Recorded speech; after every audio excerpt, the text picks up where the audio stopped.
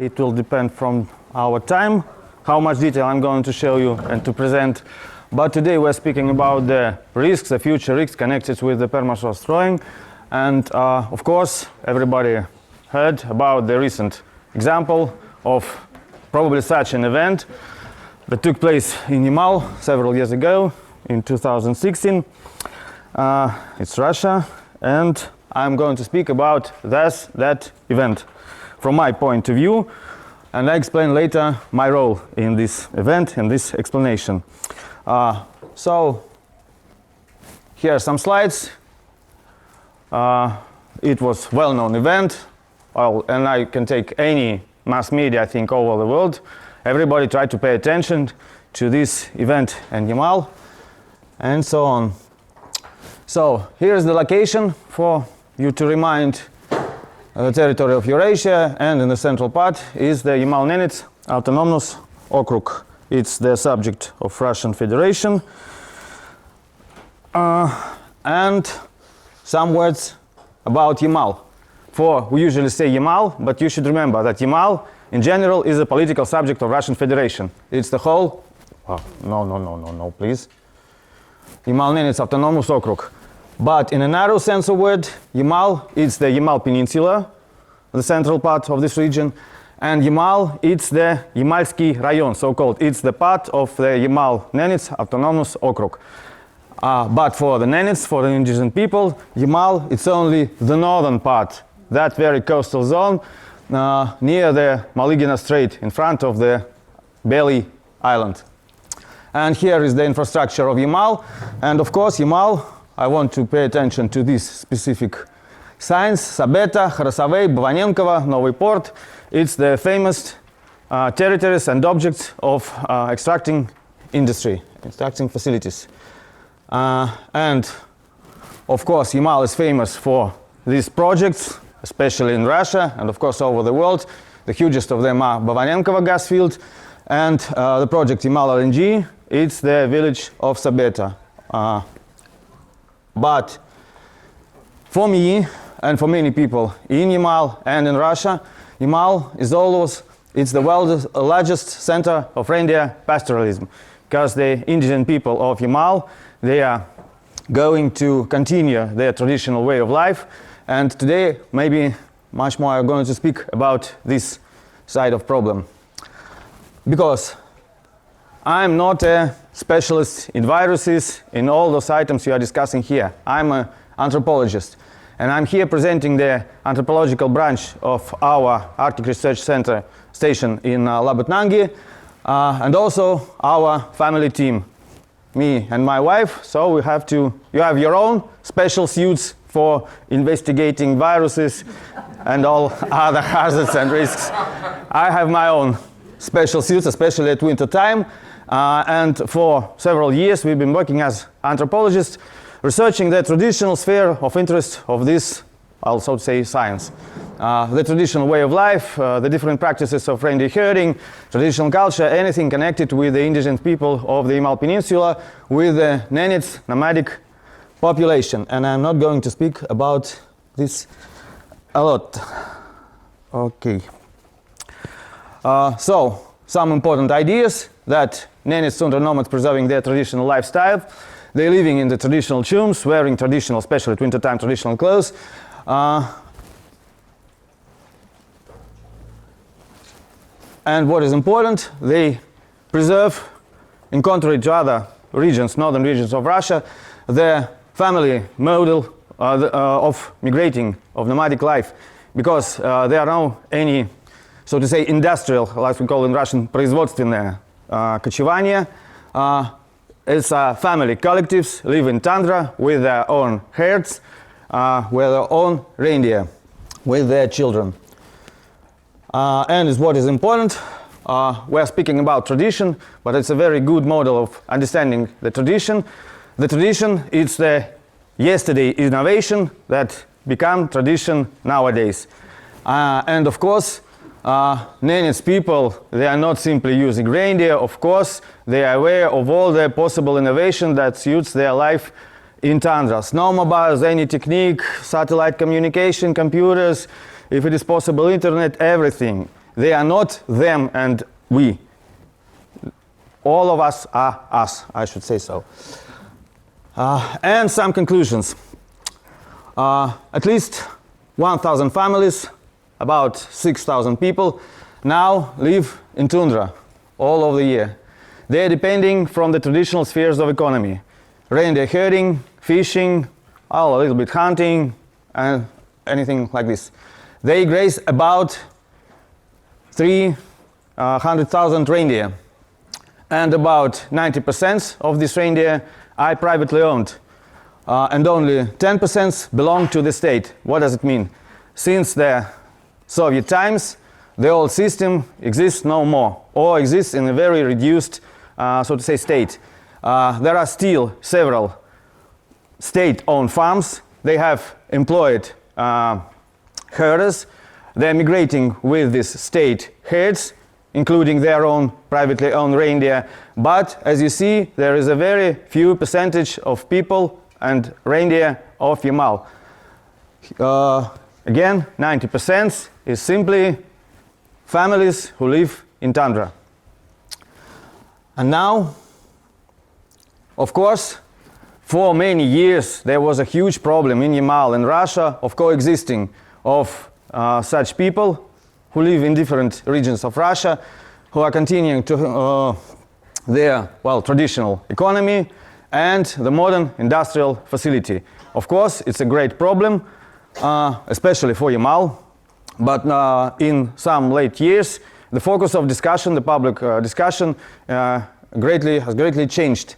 And I'm going to speak about a little bit later. And why I'm talking about that? For me, the case of anthrax, the history of anthrax, it's a historical category. It's not the disease, it's not the risk that existed in Yamal all over the history of this region. And that's why for us it's very important to understand how it penetrated to Yamal and how it combines with the traditional, so to say, migrational patterns of people, of their heads, and so on. Here are two schemes made by different collectives of authors who obtained different data from the boards of reindeer herders enterprises in Yarsale and Panaysk. There are two villages in the southern border of Yamal. They are not very true to life because I've already said some figures, some numbers, and say plus minus approximately and so on. You should imagine, we live not in Scandinavia and we have no very good statistics, meaning the exact number of reindeer, for example, exact number of families, because they can shift their identity, their mobility, they can live in a village, they can then move to tundra and so on. And the same situation with migrational routes, because we can be assured only through the migrational corridors only of these state-owned enterprises, because they are established and they had to fulfill their route through the year. As to 90% of reindeer herders of Yamal, they also follow the suitable corridors through tundra, but they can change it, can differ, and they are not to obey to anybody, then to make a good situation, good life to their neighbors. They had to talk to each other, have negotiation, who will be the first to migrate to Russian word Kaslak, sorry, who will be the second, and how they should move to make everybody better. But these lines, anyhow, they show the good corridors for migrating in tundra. And these groups divided into three zones: the southern zone, the middle zone of Yamal Peninsula, and the northern zone, excluding the most northern part of Yamal. It's very important because for all the history of Yamal, this northern part of Yamal, that very space, was free of anthrax and of a lot of other diseases. It should be kept in mind. And back to the history of anthrax. You should remember all these corridors. So, this data, the middle of the 19th century, it's the first described case of anthrax that occurred near the borders of modern, well, we can say within the borders of Yamal Autonomous Okrug. Because the travelers in Russian Empire visited this territory before that, they never mentioned the cases of anthrax. And so that the middle of the 19th century, that is brilliant. It's like a good Hollywood thriller, because there was an expedition who studied the geological situation and to make a topographic plan of Urals, and they found themselves, Russian soldiers, in the situations of total losses of reindeer herds in this region. And what is impossible, we've discussed already there what we call traditional ecological knowledge. So referring to the problem of anthrax, they fixed the lack of any traditional ecological knowledge. And for me, it's a good example that it was the first case of anthrax. Because those people, Russian people, they described that local people even were happy. They have lots of dead carcasses of reindeer with all the symptoms of what we call now anthrax. And they were happy, it was a summertime, they were eating it. Even not boiling, as they used to do in their own life. Fresh meat, that is good. Fresh blood, that is okay. And they were consuming it, and they were dying. And it was a huge disease. And it was the starting point. And later, we know several other descriptions. Just have a look. That is, well, probably a link with Germany, because that is the example which was described by a German expedition to this region. If I'm correct, I know how to say it in Russian. Alfred Brehm. Famous zoologist. He is a German, yeah. He was there with Dr. Finch, also famous 19th century German zoologist. They traveled through the whole Russian Empire and reached that territory. And also in the summertime, they described the same situation for sure. Anthrax and quite another way of behavior of local people. They elaborated their own, how would say, traditional ways of, so to say, reacting these crucial events. Nothing special. They simply tried to run away, to make their own quarantine to these zones, to not to pass through the territories that were occupied with the infected reindeer herds, and so on. But also a very brilliant description. But again, no cases of anthrax right on the Yamal Peninsula. And another example, before the First World War. It was a huge catastrophe for the whole reindeer herding at Yamal, and now anthrax reached the Yamal Peninsula. Also a good description of these events, and since that event, for many years, this so to say southern part of Yamal Peninsula was at the summertime free of reindeer herders at all. There was simply like a desert. This description made by Russian also expedition, which tried to react to these events, to find some protection, maybe some vaccine, to simply identify what is it. They described this situation before the First World War. And here is the list of different cases of anthrax. Sometimes it's very hard to identify whether it's anthrax. We have a lack of good description, or maybe it's another disease, what we call, well, special diseases of reindeer. But mostly these are the case of anthrax. So after the revolution in the 90s, there appeared the Institute for the Veterinary Bacteriology in Abdorsk, now it's Salihard. And since 1930, it was the first steps of the total vaccination of the whole reindeer herds of, now it was socialist, Yamal.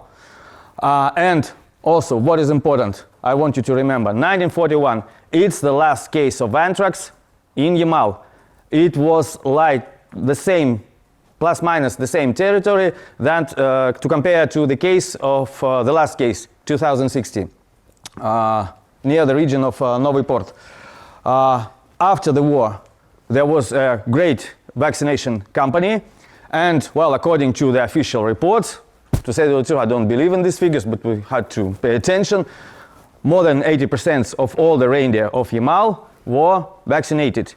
These vaccination campaigns took place every year by any purpose, and they vaccinated all the reindeer.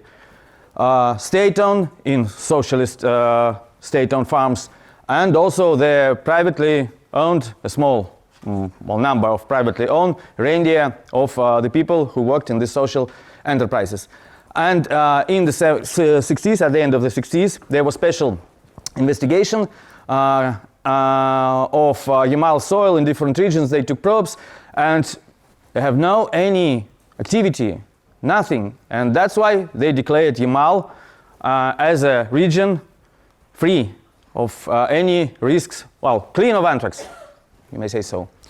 But still, up to 2007, the vaccination campaign was a part of calendar cycle of Yamal nomadic population.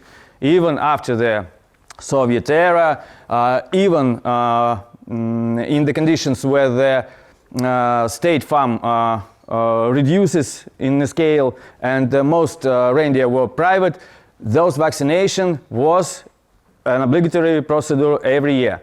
But in 2007, these campaigns stopped. Well, because they said, well, no need, since they succeed, we know that Yamal is clean of anthrax. And okay, guys, it's very expensive. That is, of course, true. And I would say probably that could be the end of my report, because I think for sure that is the only reason that provoked the outbreak of anthrax in the Yamal Peninsula 3 years ago. Because, again, here are the corridors, the traditional migration corridors. And this is the spot of potentially risky territories on which the anthrax was described in the previous years, since probably the beginning of the 20th century. And you see that the solid part of these migrational routes, migrational corridors, goes through these risky territories of Yamal. And so that's why this hazard should be, well, so the situation of 2060 could be in any year, in any part of that territory. And so, back to the events of the 2060. You can see the territories that were occupied with the anthrax of that year. First time, it's a small, middle gray territory in the center. And here also we have lack of time, and in my report. And I'm not going to tell you all the details of these events. So the first cause, as they officially said, and okay, remember it's Russia in the lack of facts, in the middle of July, but really the first reindeer dead, even officially, on the 7th of July. I know people who live there. These are my friends, and they tell me for sure the first reindeer dead even several days before that fact. And so, you know that we are going to speak about the very warm summer of 2060. And my colleagues who are working with climate like to show these graphs. But within these graphs, they pay attention to the temperature of July. But for us, the essential graphs should be connected with the June period, if we speak about the reasons of anthrax of this year. And so I'm going to not to comment this much slide, because this is the part of my report. It's not really my part, because preparing to this meeting, we have a brainstorming in our lab, and one of our, I hope, future members, Pavel Orechov, he made a good advantage for my preparation when I talked to him, saying that imagine, we should pay attention to the temperatures of June, not of the July. I realized that July was extremely hot at Yamal, but the first reindeer was dead because of June probably thawing of permafrost, if we're saying that is the reason. And okay, I hope you'll better understand these graphs, but as I understand, being an anthropologist, that this is the idea, to make an index of thawing of this upper level of soil under the permafrost, how it is warmed during the whole century, starting the 2030s up to 1936 up to 2060. And if you compare, for example, pay attention, that is the region of Novi Port. It's the western part of Yamal, one of the places of anthrax of 2000s. It's not very high. It was not very high. If you pay attention here, 2060 is not outstanding if we compare to the previous years. But moreover, my own experience of walking through tundra and of moving through tundra on reindeer team and so on, I realized that the level of thawing of this upper layer in any year, maybe not June, okay, that'll be July or beginning of August, in fact, the end of warm period of Yamal, will be enough to thaw any, so to say, threatening anthrax in this layer of the soil. For me, of course, the only reason of this outbreak of anthrax was the stop of vaccination 10 years before. It was the really good time for all the vaccinated part of the population of any herd to, well, simply be eaten or be dead or be eaten by, don't know, some predators. And we received practically unvaccinated herd in all over the Yamal. And in any part of this southern part of the Yamal Peninsula, we'll be able to receive the outbreak of anthrax if we remember the map of these infected territories of the previous years. As to the Yamal public sphere, here some, well, official outcomes. And for me, the most disgusting, so to say, what come in public sphere. It was very convenient for me for the industrial lobby and so on. For you remember, the traditional knowledge very contradicts with this industrial development of the territory. And so, of course, the reindeer herders always were sorry much for the reducing of pasture territories, for crossing it by some gas infrastructure and so on. But now they only blame people now at Yamal, I should say. These are nannies themselves. It's a very strange for me situation, because every year we've been proud of our reindeer herding industry at Yamal. We were proud that we have the hugest reindeer herd at Yamal. We have strong and, well, nice guys from Nenets society, and that is a good picture, very, well, impressive. But now they are to blame. They have too many reindeer. They are reindeer trampling the ground, the soil up to the dangerous anthrax, and they are the only to blame. And for me, it's very sad, so to say, well, I believe not a finish of this history, but it's a modern state of this history. So, I think that's all, and thank you. I'm not a specialist in viruses.